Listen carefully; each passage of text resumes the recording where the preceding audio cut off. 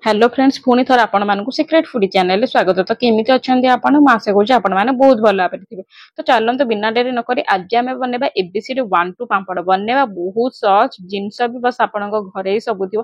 चलते आम स्टार्ट करिया। तो देखो मुझे गोटे कप चाउल अटा नहीं जाए जोटा कि राइस फ्लोर कहते चाउल अटा मु नहीं जाइए। चाउल अटा बनवा भी बहुत सहज। जदि आप मार्केट में पाँच तो आणतु ना जब मार्केट ना तेज घरे अरुआ चाउल को नहीं टिके भल भाव में धोईकी वाश कर दिंतु। वाश कलापर गोटे घंटा बतुरे देकी ग्राइंड कर दिंतु। ग्राइंड करके सुखे दिंतु हो चाउल अटा। गोटे कप चाउल अटारे मुझे 2 कप पानी आपड़ चाहिए आपण मुताबिक दे पारे। अधिक हेल्ले बढ़े पारे कम करुले कमे पारे।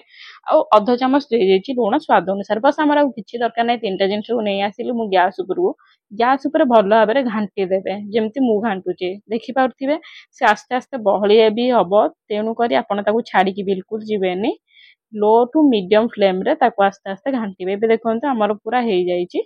एबे याकू आमे टिके ठंडा हवा को छाड़ीद बेसी भी ठंडा करिया को छाड़बेनि टिके बस ठंडा हो गला हाथ मारी पारे टिके से टाइप छाड़ीद। एबे देखो से गरम गरम थिबा अवस्था रे मु 3 कप ताकू अलग अलग कलर नहीं करी। अब जो आप चाहते बस व्हाइट कलर आप कलर नहीं तो यही टाइप भी आप करेंगे किसी टेंशन नहीं। तो मुझे गोटे देखिए ग्रीन कलर कर देछि आ गोटे येलो कलर कर देछि।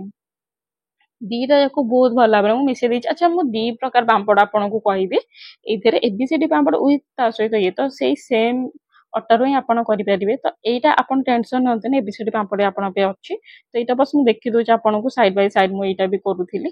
तो ये देखो या गोल गोल करी टाइप भी आप सब प्रकार चाहिए पापड़ करके सुखे पारे खरारे खरारे बस यही पापड़ लगे था आमर 3 घंटा रू 4 घंटा सुखाई। एबे चलो आम करवा एबीसीडी पापड़। तो एबीसीडी पापड़ करने देखो कौन सी पॉलिथीन ना टाइप जिपलॉक बैग जब आप अच्छे ना क्षीर बैग हूँ सब सहज सब आड़े ही मिली थाए। तो देखो गोटे नहीं आसिली मुझे कट लगेदेली छोट कट लगे। एबे देखंतु जहाँ आपण घरे लिखिबार अच्छे 1 2 एबीसीडी जहाँ किसी भी लिखिबार अच्छे गोटे जरी नहीं जातु। यही जरीटा मु शाढ़ी जरी रू ही काढ़ी आपण ये टाइप जरी ना पॉलिथीन भी यूज करि पारिबे। देखो ना जदि आपण जरी पॉलिथीन यूज न करूचंती तेबे आपण पाखे थालिया प्लेट थी तेल लगे थाली रे रखिपारे। तो ये देखो सुखी जाइए 2 घंटा पर मुझे ओलट पालट कर बहुत आसानी रे छाड़ी जाऊँगी। ओलट पालट कर आउ घंटे रखीदेली टोटाल यहीटा मोर सुखिया को लगिला 3 रू 4 घंटा भितर आराम से ही सुखीगला। एबे देखि पारुथिबे ये बहुत भल भाव सुखिला। चलो सुखिला पर ही आपन को देखौचे। आ एबे देखियो नंबर नेम सब लेटर आमर बहुत भल भाव से देखा जाउची बहुत भल भाव रे। तो एबे देखो पूरा सुखिकी खाड़ हो जाइए 3 रू 4 घंटा पर। अब एबे देखो आम या बनवा तो कौन लिखाई आप जानी पार्थ एटा गोटे मु फुल बनई।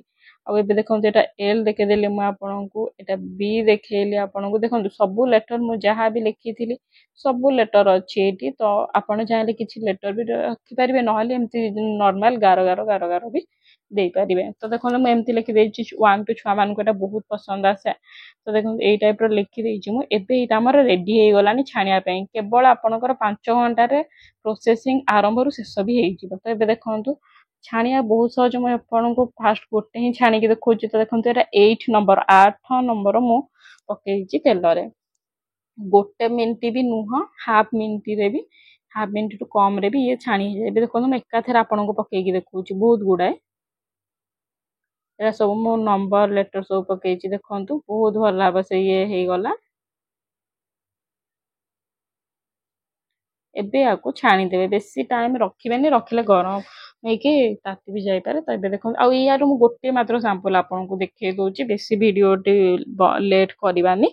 जदि आप चाहिए यार भी फुल भिडियो देखिए फुल रेसिपी तो मुझे थे आउ गोटे भिडियो आपको देखदेवी। तो ये देखो या बहुत भल भाव छाणिया रखीदेली ये भी हो गला छना हो गला।